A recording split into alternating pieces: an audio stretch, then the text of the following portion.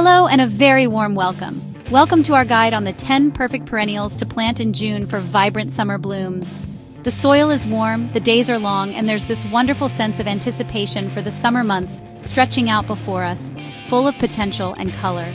It's a time when the garden truly comes alive, buzzing with insects and filled with the promise of growth. For me, this is when the real joy of gardening, that deep connection with the earth and its rhythms, truly sings. Even in early summer, it's not too late to add significant, lasting color to your garden. Many perennials thrive when introduced to the garden now. We're going to explore some wonderful, hardy, heat-tolerant perennials that will reward you with a magnificent display of blooms. These aren't just fleeting beauties, they are investments in your garden's future. The plants we'll be looking at today are chosen for their beauty and resilience. They are the stalwarts, the ones that will give you so much back for your efforts. So whether you have a sprawling border or a few choice pots, I hope you'll find some inspiration here to make your garden a haven of color and life this summer. Let's get our hands dirty, shall we? Or at least, let's talk about getting them dirty. Our first contender, and a true favorite of mine, is the coneflower, or Echinacea.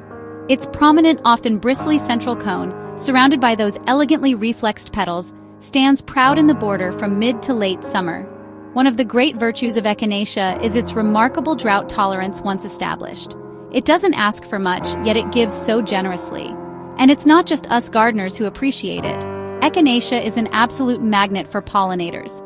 Maintenance is wonderfully low with these plants. They prefer a sunny spot and well-drained soil, but they're not overly particular. The range of colors available now is quite astonishing too, from the classic purples and pinks to more contemporary whites, yellows, and even fiery oranges and reds. So you see, Echinacea offers beauty and benefit through multiple seasons. Next, let's talk about Black-Eyed Susan, or Rudbeckia hirta. Those bright golden yellow petals radiating from a dark, almost black central cone are the epitome of summer cheerfulness. They begin their show typically from late June and will often continue to flower with gusto right through into the autumn. Rudbeckias are wonderfully tough characters. They are not demanding plants. Indeed, they seem to thrive on a bit of benign neglect. They are adaptable to a range of soil types, though like most sun lovers, they do appreciate a position where they can bask in plenty of light. The attraction these flowers hold for butterflies is another of their great merits. Whether you choose the classic yellow forms or some of the newer varieties that boast shades of orange, bronze, and mahogany, Rudbeckias bring an undeniable warmth and energy. Planting them in June means they'll establish quickly in the warm soil and be ready to burst into bloom. Now, let us consider Coreopsis, often known as Tickseed. It's one of those incredibly generous plants that starts blooming in early summer, often from June itself if planted then, and can continue with a little encouragement in the form of deadheading right through until the first frosts of autumn.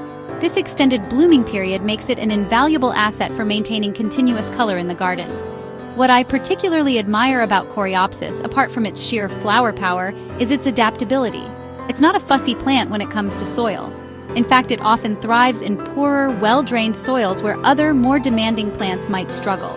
The range of colors and forms available within the Coreopsis genus is quite delightful. Planting Coreopsis in June allows it to settle in quickly and get straight to the business of flowering. For a long-lasting, low-maintenance display of vibrant color, Coreopsis is very hard to beat. Chapter 4. The Classic Grace of the Shasta Daisy. Ah, the Shasta Daisy, Leucanthemum ex superbum. They typically begin their display in June and can continue blooming right through August, sometimes even longer if you're diligent with deadheading. One of the great appeals of the Shasta Daisy is its versatility. It looks just as at home in a formal border, providing a crisp contrast to more colorful blooms, as it does in a more relaxed, informal cottage garden setting. They make wonderful companions for other summer perennials, their bright white flowers acting as a sort of palette cleanser, making the colors of their neighbors appear even more vibrant. These daisies are generally unfussy growers, preferring a spot in full sun and well-drained soil.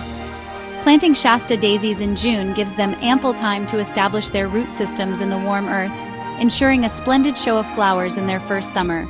A true classic, and rightly so. Chapter 5. Salvia, a magnet for summer life.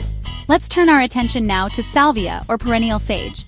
Salvias attract pollinators with their diverse colors and forms. They flower from June to September, providing long-lasting interest. Their flower spikes create vertical accents in the border. Salvias are drought-tolerant, perfect for sunny spots. Some varieties have aromatic foliage, adding fragrance. Plant in June for quick establishment and blooms. For vibrant color and a buzzing garden, choose salvias. Chapter 6. Daylilies' Ephemeral Beauty, Enduring Presence. The daylily, or Hemerocalis, is a fascinating paradox. Each bloom lasts just a single day, but their display is far from fleeting. A mature clump blooms for many weeks.